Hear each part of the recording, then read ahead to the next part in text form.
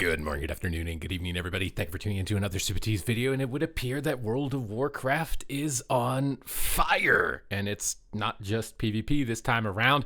I have been seeing tweets of players protesting in LFG about Mythic Plus and how their lesser represented specializations are unable to clear these keystones, so they're spamming everything in LFG with plus 12 protest. They're really unhappy with it, and with some of the class balance changes that just came in for today, even more Mythic Plus players were really upset with some of the classes that were getting buffed that absolutely didn't need to, and as a result, Blizzard has responded and readjusted some of the changes that are coming through for those classes. It still looks like at the moment that there are some big issues with MMR. I will say though, last week there was maybe one person above 2,400, and this week there are 3, 5, 7, 8, 9, 10. There are 10.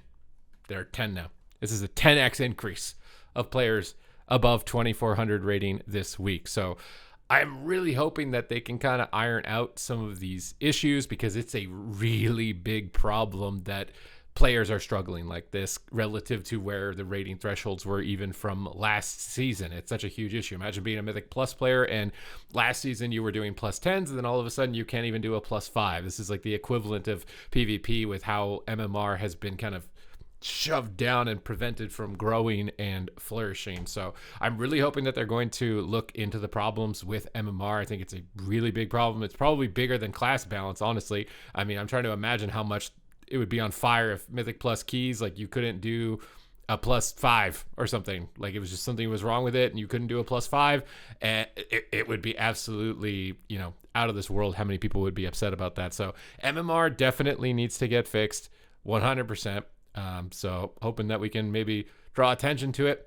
Seeing a lot of other creators, a lot of other players, it's pretty much every comment section when you upload a video is on fire. If I can't play it, I can't get rewards. So this is obviously something that should not be ignored or neglected. It's a really big issue. So I wanted to talk about it here in today's video when we're breaking down the representation. And while obviously we are looking at the new class changes. So they're addressing some of the feedback that's on the forums, which is like a lot of players can't believe it. We made some changes for Arcane Mage and Frost Death Knight that were intended to mostly be quality of life improvements. After further analysis and feedback, it's clear that without additional adjustments, these two specs would gain substantial buffs. I think it was looking at like 14% for one and 8% for the other. And I know you guys in PvP are thinking, oh no, does that mean we're done for? Because like these specs were pretty underrepresented in PvP. Today, we're making tuning changes via hotfixes to offset the extra gains in throughput. So for Blood, the Deathbringer tree, Reaper's Mark initial and stacking damage has been reduced by 22%, Exterminate damage has been reduced by 22%, and Wave of Souls damage has been reduced by 22%, but not in PvP.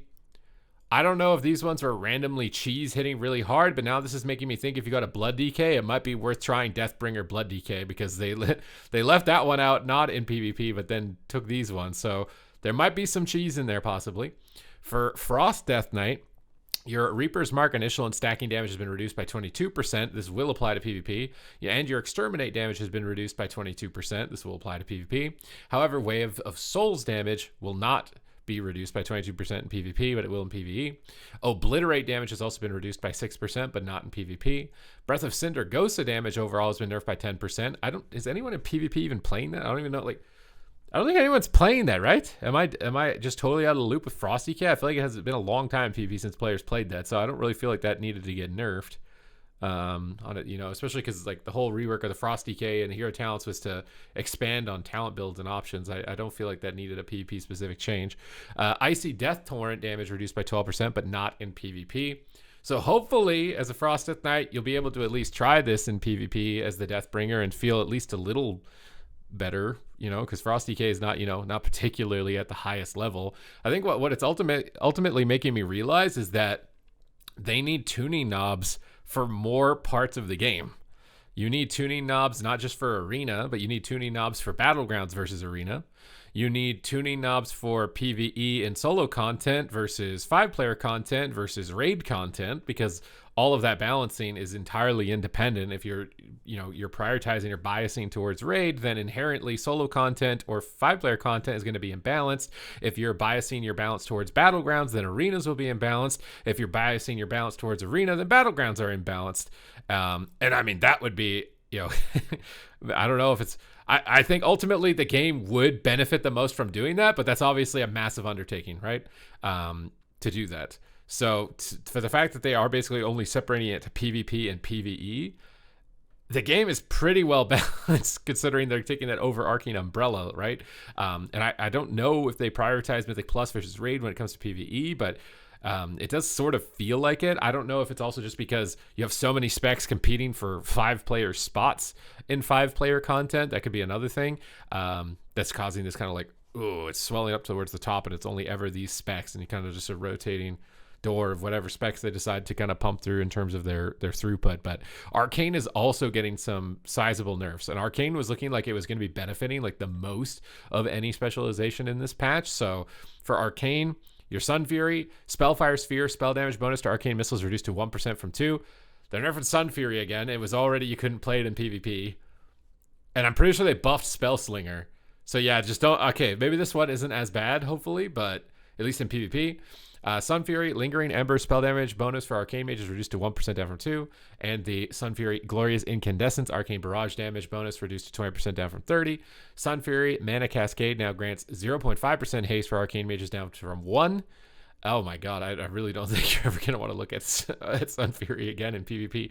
Spell Slinger, Splintering. This is also another problem that's kind of arisen, is like you need to balance all of those different categories independently, and now you also need to consider 2 sets of hero talent trees per spec in all of those avenues of categories. Like, I'm just saying it right here, the fact that it's even as balanced as it is insanely good, because I don't know how you can do that. I don't know how you could consider so many different aspects of the game under one umbrella with so many different variables that are also possibly selectable at any given time, and even have it close to like this. I don't know. So like I'm honestly giving them some credit here. You can say shill or whatever, but I think you've got to appreciate that like they are not setting themselves up as far as tuning to be in a spot where like this is actually like really achievable. Like this is really impossible from my perspective. Spell Slinger, Splintering Orb, Splinter Generation cap per orb reduced to 4 for Arcane Mages down from 6. So a little bit of a nerf to Spell Slinger. It doesn't sound like too big of a deal. Your Arcane Blast damage and Barrage though are going down by 10%, and that will be in PvP. So I was pretty stoked for Arcane. This is kind of dampening my excitement for it a little bit. I'm still going to try it on my stream, so when the servers come up and they go live, it's down in the description if you'd like to watch. I'm probably going to go on Arcane. I'm going to go on to Boomkin. I've been leveling up a Paladin to try out the new Holy Paladin changes as well. I'm definitely playing Dark Ranger Hunter. I need to play that. I think like out of all of the specs that are coming out in this patch, like you absolutely have to play the Dark Ranger Hunter, whether it's Beastmaster or Marksman. I'm probably going to do a little bit of both depending on how each one of them goes, but I'm going to be jumping on that as soon as it goes live. I think it's going live at like 3 p.m. PST. So basically as soon as they are up, my stream's going to be live. We're going to be testing some of these changes. I just wanted to talk through some of the current problems and threats that are happening to the game at the moment. So hopefully we can look to try and provide some constructive criticism and valid feedback in order to look at those issues so that everyone can enjoy the game better and we can all get to our rewards. So other than that, thank you very much for tuning into the video, and I will see you in the next one.